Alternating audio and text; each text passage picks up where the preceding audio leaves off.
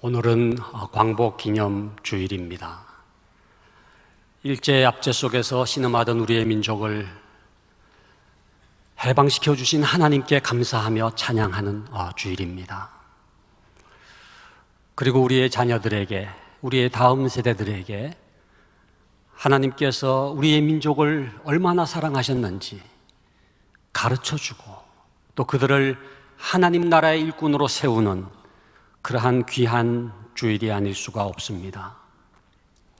마치 이스라엘 백성들이 애굽의 압제 밑에 신음하고 있을 때에 하나님께서 모세라고 하는 지도자를 세우셔서 그 민족을 이끌어 주셨던 것처럼 우리의 다음 세대들이 모세 같은 하나님의 일꾼들이 되어 이 나라와 민족이 하나님께서 이끌어 주시는 복된 민족이 되기를 간절히 바랍니다. 어떻게 모세 같은 인물로 양육할 수가 있을 것인가? 우리 가정의 자녀들을, 또 손주들을, 우리 세문안교회 다음 세대들을 어떻게 하면은 모세 같은 하나님 나라의 일꾼으로 양육할 수가 있을 것인가? 오늘 말씀을 보니까 갈대상자 교육입니다. 모세의 어머니 요게벳이 믿음의 교육으로, 갈대상자 교육으로 이 모세를 양육했더니 이스라엘의 지도자, 출애굽의 지도자 모세가 세워졌던 것입니다. 오늘날 우리 대한민국이 위기에 직면해 있지 않습니까? 정치, 경제, 군사, 문화, 환경 여러 가지 위기에 직면해 있습니다만은 그 밑바탕에는 교육의 위기가 있습니다. 반듯하게 사람을 길러내지 못했기 때문에 사회 각 분야 속에 하나님 나라의 일꾼이 배출되어 나가 있지 못하기 때문에 일어나는 위기가 아닌가 하는 생각을 하게 되는 것입니다. 한국 교회도 마찬가지입니다. 여러 가지 위기가 있습니다만은 가장 심각한 위기는 다음 세대 위기입니다. 신앙의 대가 이어져야 되는데 적신호가 켜졌습니다. 숫자만의 문제가 아닙니다. 정말로 하나님 나라의 일꾼으로 세워져서 하나님 나라를 이루어 가야 될 텐데 차질이 생기고 있는 것입니다. 먼저 우리가 기억해야 될 것은 하나님께서 부모를 세우셔서 그 부모에게 자녀 교육의 책임을 맡겨주셨다고 하는 사실입니다. 신명기 6장 7절에 보면은 내 자녀에게 부지런히 가르치라 이렇게 말씀하셨습니다. 원래 하나님의 자녀입니다. 하나님이 키우셔야 되지만은 하나님께서 부모를 세우셔서 그 하나님의 자녀를 맡기시고 그 부모로 하여금 그 자녀를 말씀으로 양육하도록 명령을 하신 것입니다. 그렇기 때문에 자녀 교육의 주체는 부모입니다. 그러나 우리 한국의 부모님들을 보면은 보내는 사람으로 전락한 것 같아요. 학교를 보내고 때로는 학원을 보내고 또 교회 학교를 보냅니다마는 부모가 가르치지를 않는 거예요. 내 자녀에게 부지런히 가르치라고 말씀했는데 가르치지를 않는 것은 아닌가 하는 것입니다.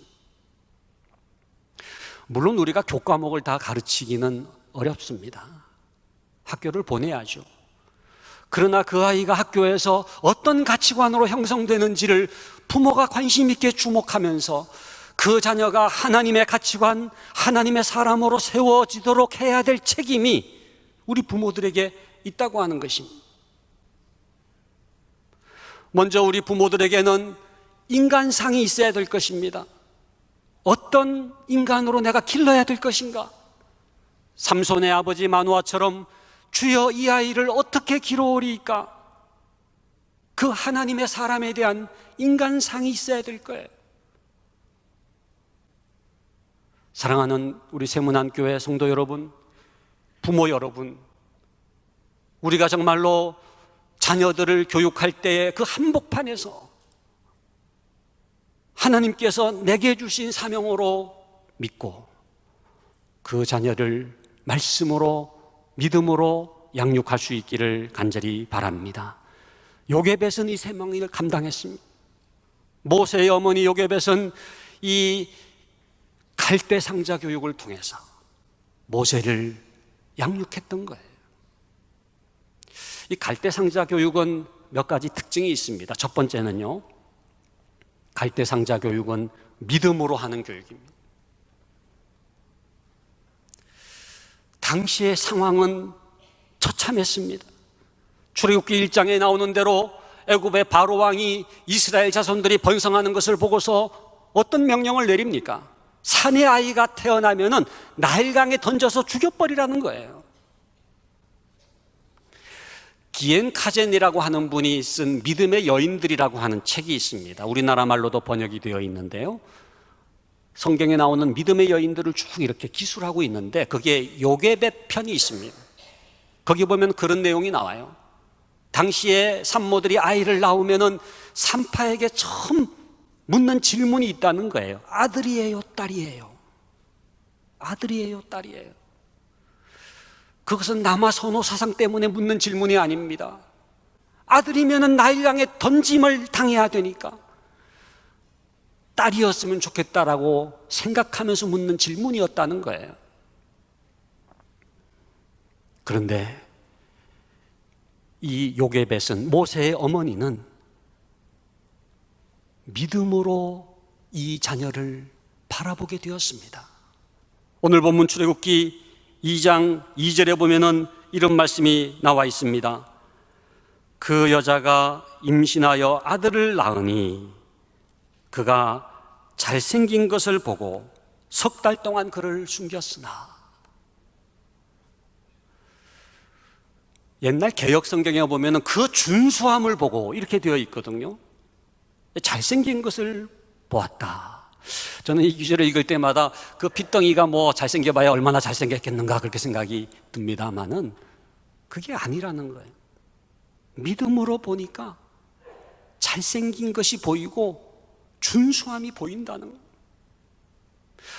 이 규지를 설명하고 있는 신약의 말씀이 히브리서 11장 23절에 기록되어 있지 않습니까? 뭐라고 기록되어 있습니까?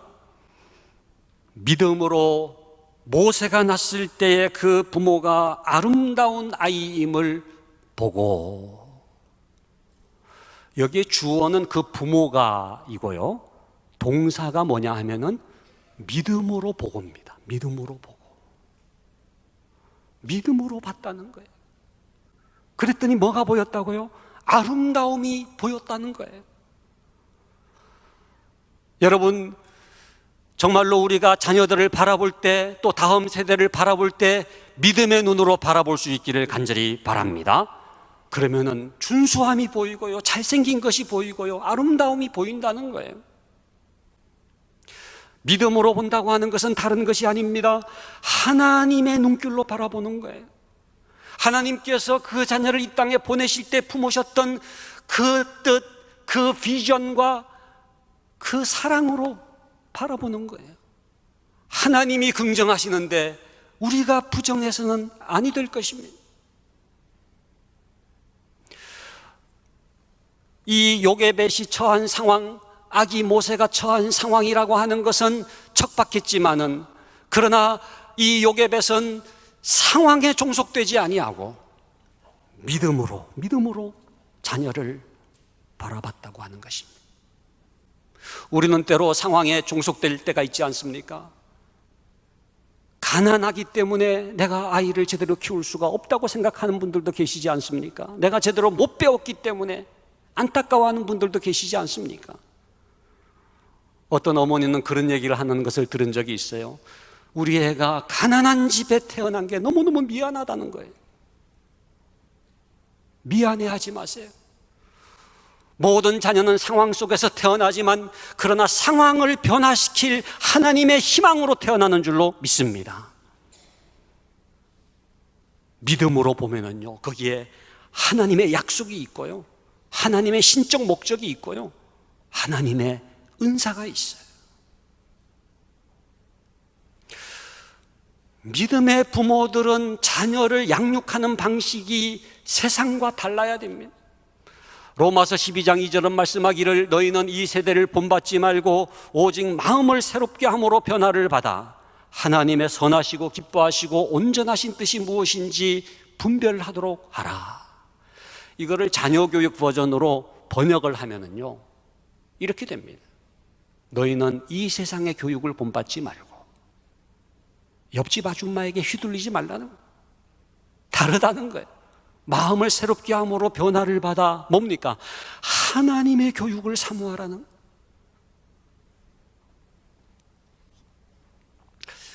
우리 한국교회에 교회 다니는 부모는 많이 계십니다만은 진정한 의미에서 크리스찬 부모는 많지 않은 것 같아요. 여러분 그 두 가지를 구분하실 수가 있겠습니까? 교회 다니는 부모는 누구예요? 부모가 교회를 다녀요. 신앙생활해요. 교회 집사님일 수도 있고 구역장일 수도 있어요. 그런데 자녀 교육이 세속적인, 자녀 교육이 안 믿는 가정과 하등 다를 바가 없는 그런 자녀 교육이라고 생각을 해보세요. 그러면은 그 자녀가 무슨 영향을 받겠어요? 부모가 교회를 다니지만 자녀 교육이 세속적이면은 그 자녀는 세속적인 영향을 받을 수밖에 없어요. 안 믿는 가정에서 자라나는 아이와 하등 다를 바가 없어요. 진정한 크리스찬 부모가 되기 위해서는 두 번의 거듭남이 필요합니다. 첫 번째는 부모가 거듭나야죠. 예수 믿어야죠. 이게 첫 번째 거듭남이라면은 두 번째 거듭남, 이 세컨드 컨버전이라고 하는 게 뭡니까? 자녀 교육이 거듭나야 돼요. 자녀 교육에서 예수를 믿어야 돼요. 이게 두 번째 거듭남입니다. 이 두 번째 거듭남이 일어나야 그 사람은 진정한 크리스찬 부모가 되는 거예요. 저는 우리 세문안교회 사랑하는 부모님들, 사랑하는 가정들, 우리 한국교회에 가장 필요한 운동이 뭐겠는가? 제2의 거듭남 운동이에요. 우리가 교회를 다니고 신앙생활하는 것으로 끝나지 아니하고 자녀 교육이 거듭나고 자녀 교육에서 예수 믿는 우리 모두가 될 수 있기를 간절히 바랍니다. 두 번째 이 갈대상자 교육은 우리의 헌신과 수고를 요청하고 있습니다. 오늘 말씀 보니까는 이렇게 되어 있습니다. 3절 말씀 보니까 더 숨길 수 없게 되매 그를 위하여 갈대상자를 가져다가 역청과 나무진을 칠하고 아기를 거기 담아 나일강과 갈대 사이에 두고 그랬습니다. 이제 3개월이 지나가니까 우는 소리가 더 커지고 더 이상 집에서 기를 수 없다라고 하는 것을 깨닫게 된 이 요게벳이 어떻게 합니까? 갈대 상자를 가져다가 역청과 나무진을 칠하기 시작했어요. 여러분이 갈대 상자라고 하는 그 갈대가 뭡니까? 파피루스, 예? 연약한 거예요. 그걸로 이렇게 지금 만들어진 상자가 갈대 상자거든요. 그 갈대 상자를 가져다가 역청과 나무진을 칠하기 시작했습니다. 여러분, 역청과 나무진을 칠하는 이유가 뭡니까? 나일 강물이 스며들지 못하도록, 나일 강물이 엄습하지 못하도록 역청과 나무진으로 이 갈대 상자를 칠하고 싸매는 거예요. 거기에 아기 모세를 뉘어서 나일강에 떠나 보내도 나일 강물이 스며들지 아니하도록 꼼꼼하게, 철저하게, 진지하게 나무진을 칠했던 것입니다. 이 역청과 나무진이 뭐를 의미하느냐? 여러분, 세속의 나일 강물, 오늘날도 도도하게 흐르는 세속의 나일 강물이 스며들지 못하도록 막을 수 있는 것이 뭐겠습니까? 말씀입니다. 말씀. 말씀의 역청, 말씀의 나무진으로 칠함으로써 그 갈대 상자가 세속의 나일 강물이 스며들지 못하도록 보호하는 역할을 하게 되는 거예요.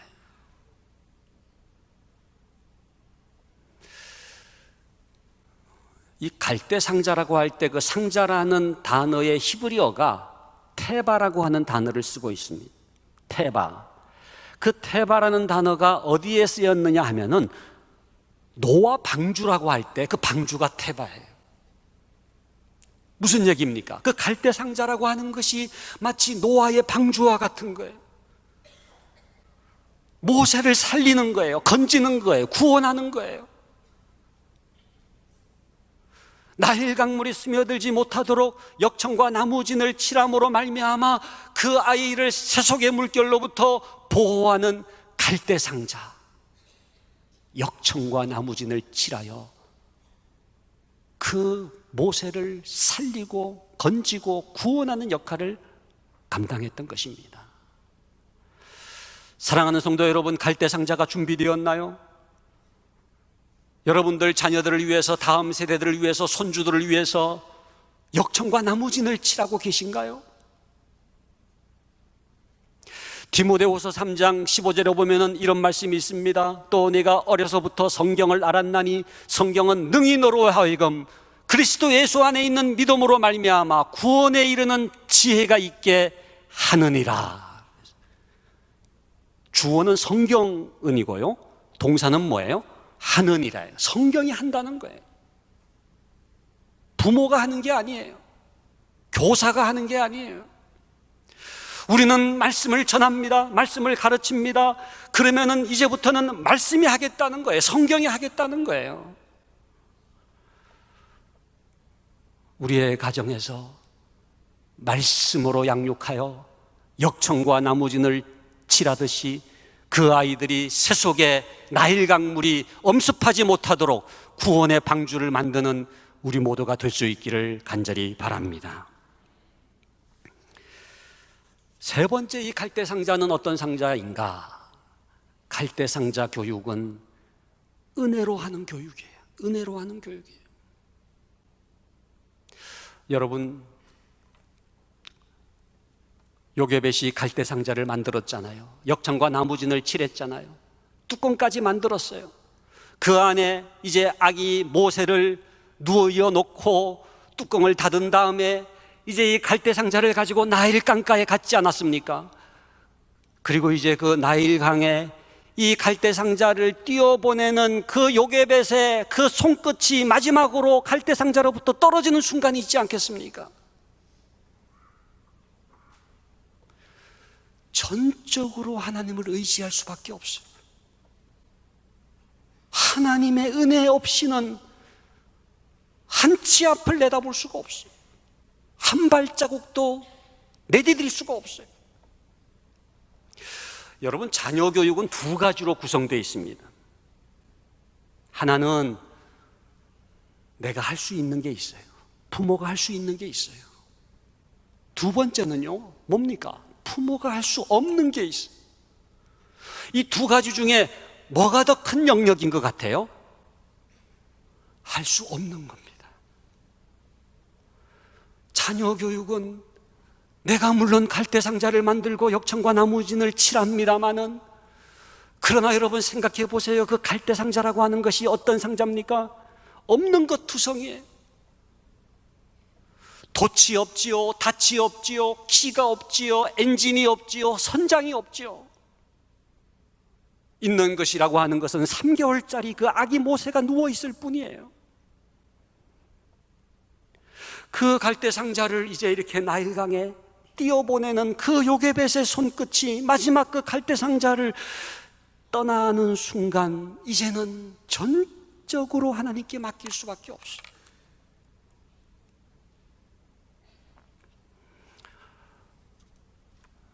은혜 아니면 나서지 못하네. 복음성가도 있습니다만은, 은혜 아니면 나 아무것도 아니요, 은혜 아니면 넘어질 수밖에 없는 거예요. 우리가 자녀 교육에 있어서 기도가 차지하는 비중이 얼마나 될 것인가?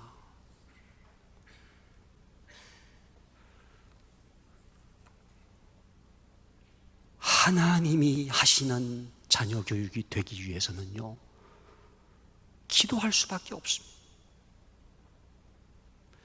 내가 자녀를 잘한다고 생각하지만 나보다 자녀를 더 잘하시는 분이 계시잖아요.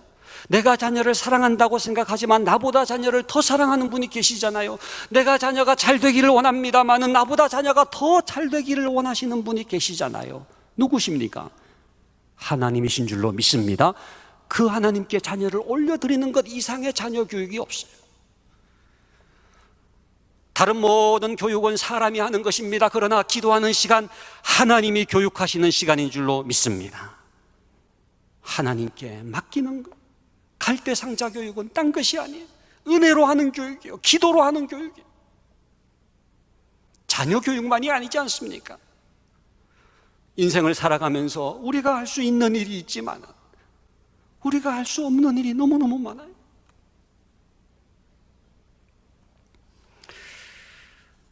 마지막으로 이 갈대상자 교육은 어떤 교육이냐? 감격으로 하는 교육입니다. 여러분, 다시 찾은 모세에 대해서 묵상해 보신 적이 있습니까? 이 요게벳이 그렇게 갈대상자를 나일강에 떠나보내면서 어느 정도 마음을 정리했을 거예요. 이렇게 이제 헤어질지도 모른다.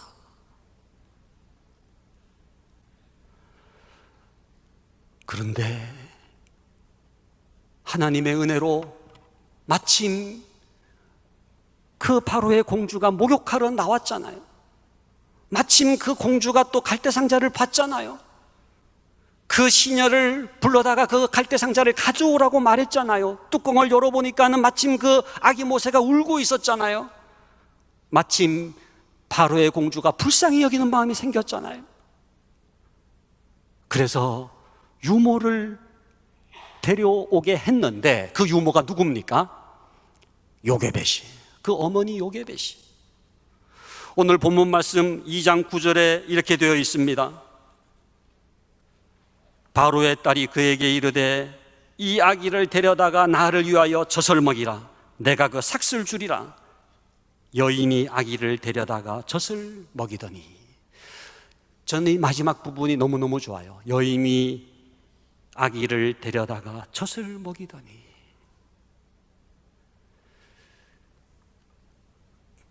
다시 품에 안은 아이, 그렇게 다시 만나게 되리라고는 생각조차 못했는데 다시 그 아기 모세를 품에 안은 그 요게벳의 눈에는 눈물이 솟구칠 수밖에 없었을 것입니다. 여러분, 세월호 참사 때 그 단원고 학생들이 많이 세상을 떠났잖아요. 그들의 어머니들, 엄마들의 이구동성으로 하는 말이 있어요. 그게 뭐냐 하면은 딱 한 번만이라도 그 아이를 안아보고 싶다. 여러분, 이해가 되지 않습니까? 딱 한 번만이라도 그 아이를 다시 안아보고 싶다는, 그 아이를 안는 것, 그러한 일상이라고 하는 것이 얼마나 큰 행복이었는지를 새삼 깨닫는 거예요. 여러분, 이 요게벳이 다시 그 아기 모세를 품에 안으면서 시작되는 제2의 요게벳의 자녀 교육의 시기가 시작된 겁니다. 이것은 그 전의 자녀 교육과는 달라요. 왜요? 감격이 있으니까, 감사가 있으니까, 이게 은혜인 줄 아니까. 저는 우리 사랑하는 세문안교회 성도님들 가정가정의 자녀 교육이 이 요게벳이 감격으로 하는 제2의 자녀 교육이 될 수 있기를 간절히 바랍니다. 당연한 게 아니에요. 당연한 게 아니에요. 우리가 이렇게 자녀를 양육할 수 있다고 하는 이런 일상이라고 하는 것이 얼마나 큰 축복인지를 다시금 깨닫는 거예요.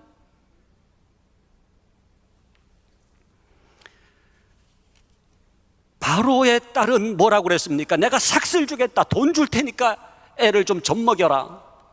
여러분, 자녀 교육은 돈으로 되는 게 아닙니다.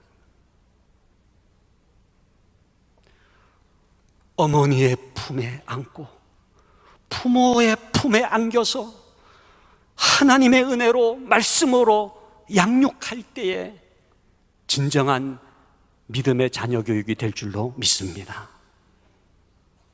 모세는 바로 왕궁에서 애굽의 교육을 받은 게 아니에요. 이 요게벳의 품에서 감격으로 이제는 이 요게벳이 야훼 하나님을 가르쳤죠. 말씀을 가르쳤죠. 여호와 경외를 가르쳤죠.